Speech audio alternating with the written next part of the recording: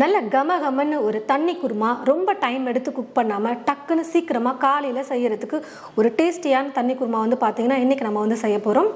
Hello friends, எல்லோரும் எப்படி இருக்கீங்க? இன்றைக்கி நம்ம வீடியோவில் இட்லிக்கு ஒரு டேஸ்டியான சைட் டிஷ் ரெசிபி தான் பார்க்க போகிறோம். அதாவது தண்ணி குருமா ரொம்ப டைம் எடுக்காமல் சட்டுன்னு எப்படி செய்கிறதுன்னு சொல்லிட்டு பார்க்கலாம்.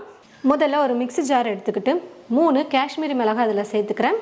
நல்லா கலர் கொடுக்கும் அப்படின்றதுனால நான் காஷ்மீரி மிளகாயை சேர்த்துருக்கேன். உங்கள்கிட்ட மிளகாய் இல்லைனா நீங்கள் மிளகாய் தூள் கூட 1 டீஸ்பூன் சேர்த்துக்கோங்க. சின்ன சின்னதாக இருக்குது, அதனால் 4 வரமிளகாய் எடுத்திருக்கேன். கொஞ்சம் பெருசாக இருந்தால் 3 சேர்த்துக்கோங்க.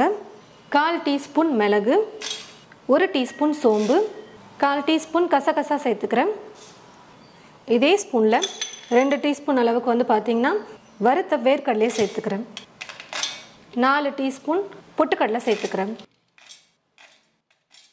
1/2 டீஸ்பூன் மஞ்சள் தூள், 1 டேபிள் ஸ்பூன் சாம்பார் பொடி சேர்த்துக்கலாம். டீஸ்பூன்லேயே நம்ம வீட்டில் இருக்கிற ஸ்பூன்லேயே நீங்கள் அளந்துக்கணும் அப்படின்னா 1/2 டீஸ்பூன் சேர்த்துக்கோங்க, கரெக்டாக இருக்கும். நல்லா பெருசாக 7 பல் பூண்டு எடுத்துருக்கேன், அதை சேர்த்துக்கிறேன். 1 இன்ச் அளவுக்கு இஞ்சி எடுத்து நான் கட் பண்ணி வச்சுருக்கேன், அதை சேர்த்துக்கிறேன். இஞ்சி பூண்டு விழுதாக சேர்க்குறீங்கன்னா ஒரு 1/2 டீஸ்பூன் அளவுக்கு சேர்த்துக்கோங்க. 2 பெரிய வெங்காயம் கட் பண்ணி வச்சுருக்கேன், அதையும் சேர்த்துட்டு 3 தக்காளி பழம் எடுத்துருக்கேன். எல்லாத்தையும் ஒன்றா சேர்த்து மிக்சியில் இப்போ நம்ம அரைக்க போகிறோம். கடைசியாக இது கூட தேங்காவை துருவி எடுத்து வச்சுருக்கேன். இந்த தேங்காய் துருவல் இந்த மாதிரி ஒரு கை அளவுக்கு ஃபுல்லாக எடுத்துக்கோங்க. எல்லாத்தையும் சேர்த்து நல்லா நைஸாக அரைச்சி எடுத்துக்கலாம். தண்ணி சேர்த்து எல்லாத்தையும் வந்து பார்த்திங்கன்னா நல்லா நைஸாக வந்து அரைச்சி எடுத்துக்கிட்டேன். இந்த மாதிரி நல்லா நைஸாக அரைச்சிக்கோங்க. இப்போ ஸ்டவ் பற்ற வச்சுக்கிட்டு ஒரு குக்கர் வச்சுருக்கேன். குக்கரில் தேவையான அளவுக்கு எண்ணெய் சேர்த்துடலாம். எண்ணெய் நல்லா சூடேறினதும் கடுகு கொஞ்சம் சேர்த்துக்கிறேன். கடுகு பொரிஞ்சதும் கொஞ்சம் சீரகம் சேர்த்துட்டு வெங்காயம் வந்து பொடியாக கட் பண்ணி எடுத்து வச்சுருக்கேன். பெரிய வெங்காயமாக இருந்தால் பாதி எடுத்துக்கோங்க, அதிலே கொஞ்சம் மீடியம் சைஸாக இருந்தால் 1 சேர்த்துக்கோங்க.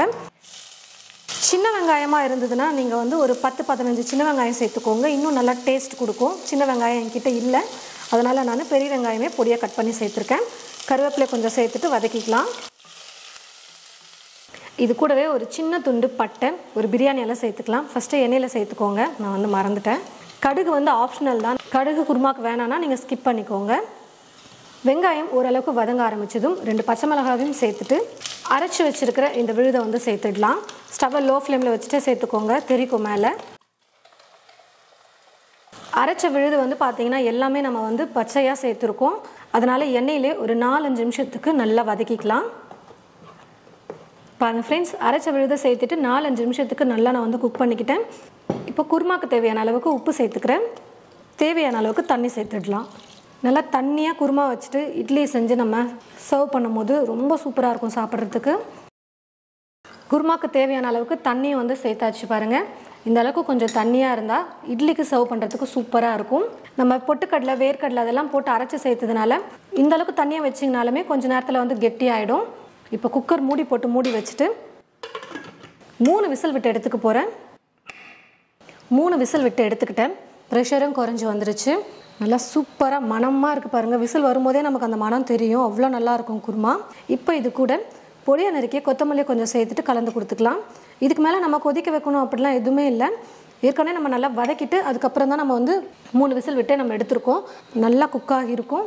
நல்லா கலந்து விட்டு சுட சுட இட்லியை செஞ்சு சூப்பராக இந்த குருமாவை நீங்கள் சர்வ் பண்ணிக்கலாம். நல்லா சுட சுட இட்லியை செஞ்சுட்டு இது போல் ஒரு தண்ணியாக ஒரு குருமாவை செஞ்சுட்டு நீங்கள் சர்வ் பண்ணிங்கன்னா ரொம்பவே விரும்பி சாப்பிடுவாங்க. எல்லாருக்கும் அவ்வளோ ரொம்ப பிடிக்கும். ரொம்ப ஈஸி தான். எல்லாத்தையும் ரெடி பண்ணி வச்சுக்கிறதுக்கு ஒரு 10 நிமிஷம் நம்ம டைம் வந்து ஸ்பெண்ட் பண்ணால் போதும். காலையில் கடகடன்னு ஒரு குருமா வந்து செஞ்சிடலாம். எல்லாத்தையும் ஒரு 10 நிமிஷத்தில் ரெடி பண்ணி அரைச்சிட்டு ஒரு 5 நிமிஷம் வதக்கினா போதும். குக்கர் மூடி வச்சுட்டு விசில் விட்டுட்டோம்னா போதும். அடுத்த வேலையை நம்ம வந்து பார்க்க போயிடலாம். அதுக்குள்ளே குருமா ரெடி ஆகிடும். நல்லா சுட சுட இட்லியை செஞ்சுட்டு இது போல் நீங்கள் உங்களுடைய வீட்டில் சிம்பிளாக இந்த மாதிரி குருமா வந்து ட்ரை பண்ணி பாருங்கள். நல்லா டேஸ்டியாக இது போல் தண்ணி குருமா செஞ்சு பார்த்துட்டு எப்படி இருந்ததுன்னு சொல்லிட்டு மறக்காமல் கமெண்ட் பாக்ஸில் வந்து கமெண்ட் பண்ணுங்கள். இந்த ரெசிபி உங்களுக்கு பிடிச்சிருந்தா மற்றவங்களுக்கும் ஷேர் பண்ணுங்கள். இது போல் நிறைய ரெசிபிஸ் பார்க்க தமிழ் ஃபுட் மசாலா சேனலை மறக்காமல் சப்ஸ்கிரைப் பண்ணிக்கோங்க.